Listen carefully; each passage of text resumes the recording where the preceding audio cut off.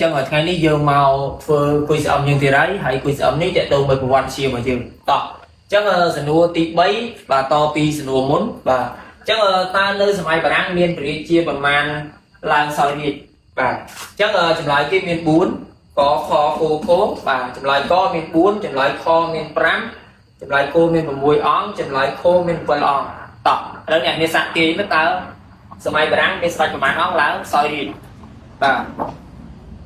ចឹងនិយាយឃើញថានៅសម័យបារាំងស្ដេចខ្មែរយើងដែលបានឡើងសោយរាជគឺមានចំនួន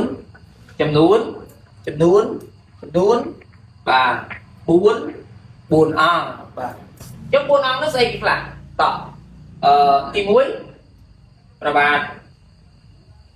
នរោត្តមបាទ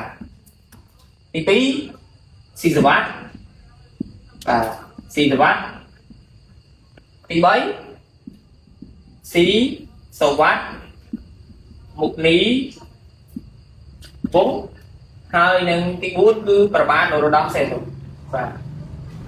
នរោត្តមបាទសីហនុបាទ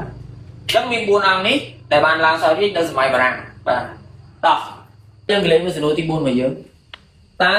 ព្រះរាជាខ្មែរអង្គណាដែលបដូររាជធានីមកភ្នំពេញដំបូងទីបាទតោះអញ្ចឹងយើងឃើញមាន4ចម្លើយកព្រះបាទស្រីសុគន្ធបុត្រខព្រះបាទច័ន្ទរាជាគព្រះបាទកុញយាខព្រះបាទអង្គឌូបាទអញ្ចឹងស្ដេចដែលបានបដូររាជធានីបាទមកទីក្រុងភ្នំពេញមុនគេឬក៏មកភ្នំពេញមុនគេគឺបាទព្រះបាទកុញយាបាទអញ្ចឹងចម្លើយគបាទអញ្ចឹងថ្ងៃនេះខ្ញុំមានតែប៉ុណ្្នឹងទេហើយអ្នកនេះសូមជួយ share ជួយ like ផងបាទសូមអរគុណច្រើន